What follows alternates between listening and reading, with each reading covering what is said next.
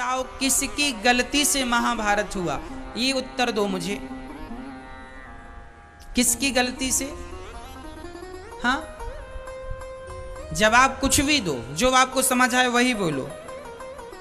बोलो मेरी माँ, किसकी गलती से महाभारत हुआ? हाँ,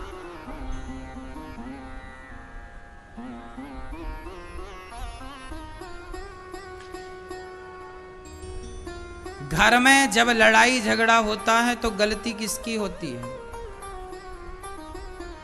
किसकी गलती होती है? हाँ, हमेशा गलती बड़ों की होती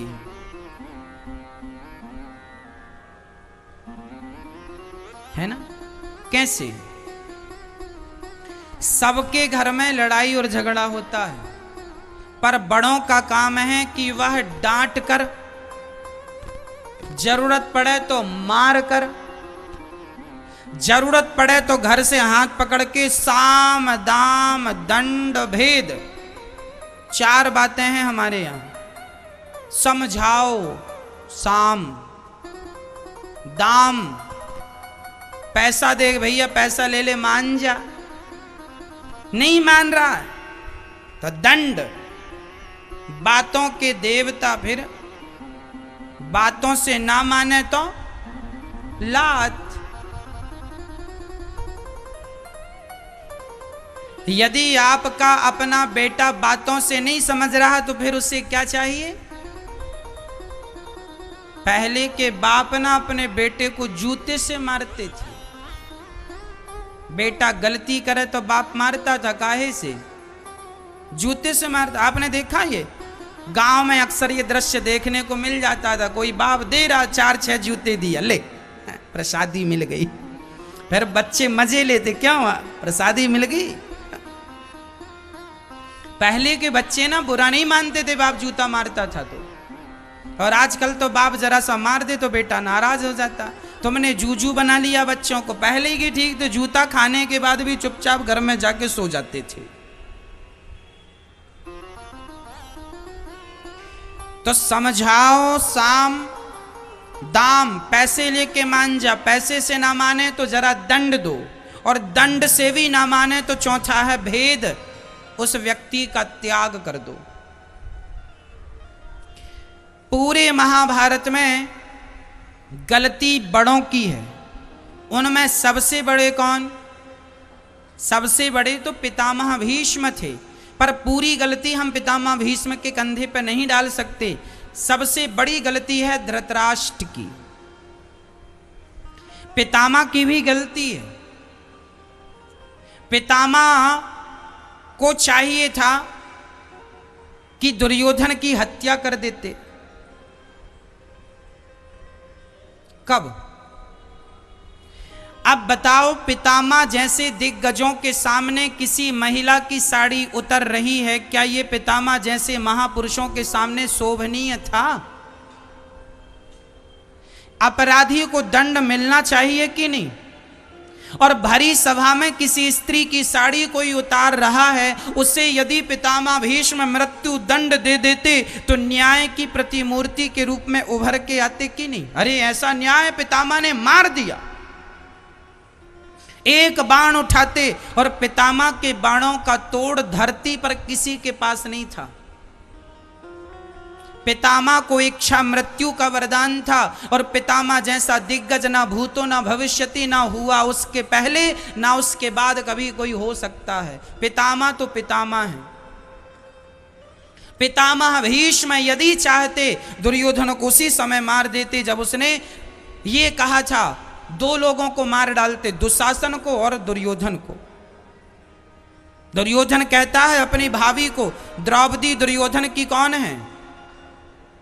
भाई। धृतराष्ट्र और पांडु ये एक बाप की संतान है, भाई भाई है, मां अलग अलग है।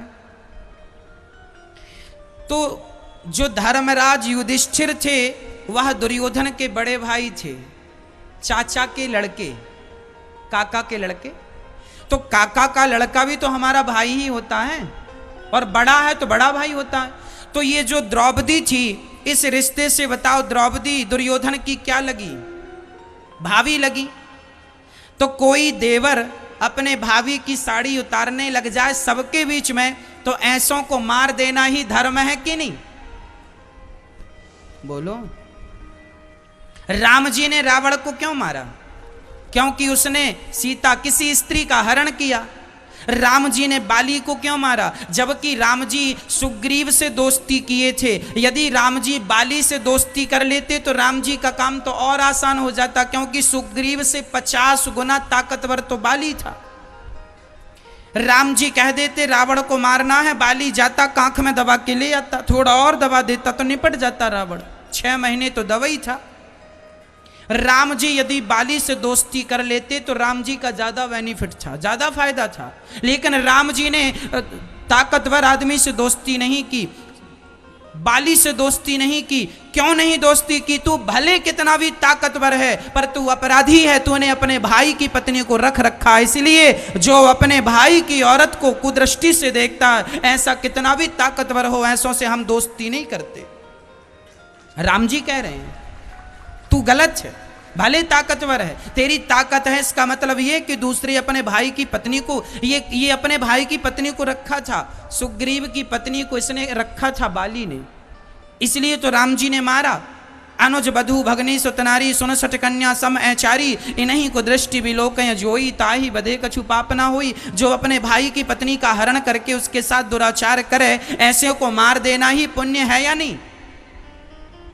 हाँ, तो पितामह भीष्म को भी ये सिद्धांत पता था। बहुत बड़े विद्वान थे पितामह भीष्म, बड़े भक्त थे पितामह भीष्म, मार देते, नहीं मारा।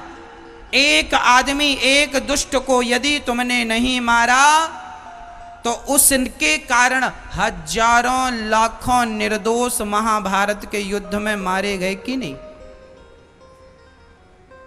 इसलिए जब छोटे गलती करें तो बड़े या प्यार से समझाएं, शाम बेटा मान जाओ, झगड़ा ना करो।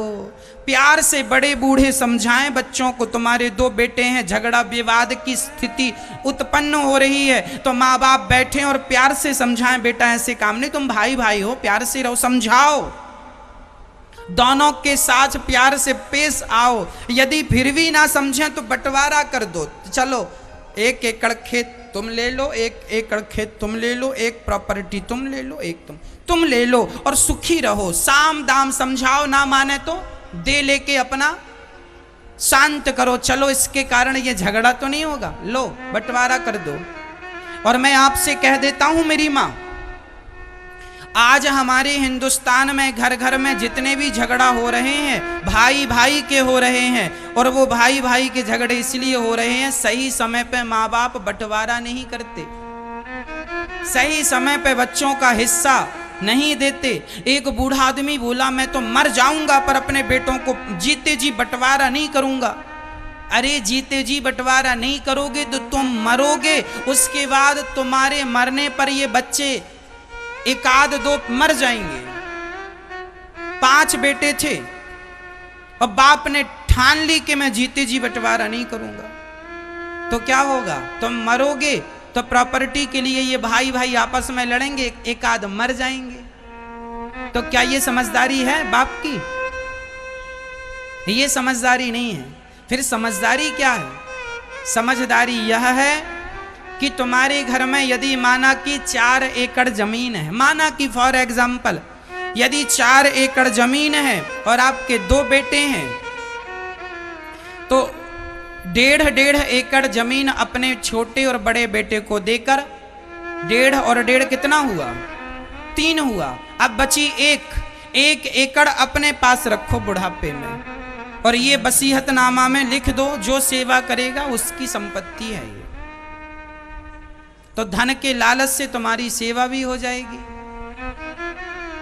और झगड़े का कोई हिसाब नहीं होगा। यदि दोनों बेटे सेवा करें तो 1 एकड़ को दोनों बांट लेंगे, और दोनों नहीं करेंगे तो फिर 1 ही बांटेगा।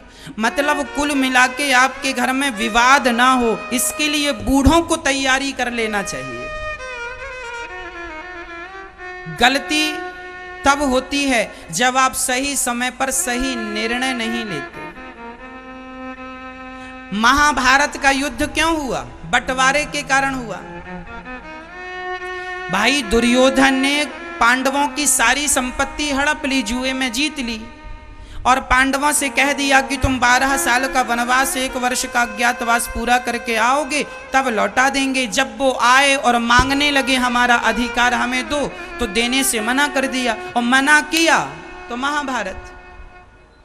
अधिकार अपना छोड़ देगा कोई तो रामायण जैसा ग्रंथ लिखा जाएगा, और अधिकार कोई मांग लेगा तो महाभारत तैयार हो जाएगा। अधिकार छोड़ा था भगवान राम ने, कैकेयी ने कहा जाओ वनवास, अपना अधिकार, जबकि पहले बड़े बेटे का ही अधिकार होता था कि वो सिंहासन पर बैठे, लेकिन राम जी ने अपने भाई भरत के लिए अपना अधिकार छोड़ दिया कि नहीं? हाँ या ना?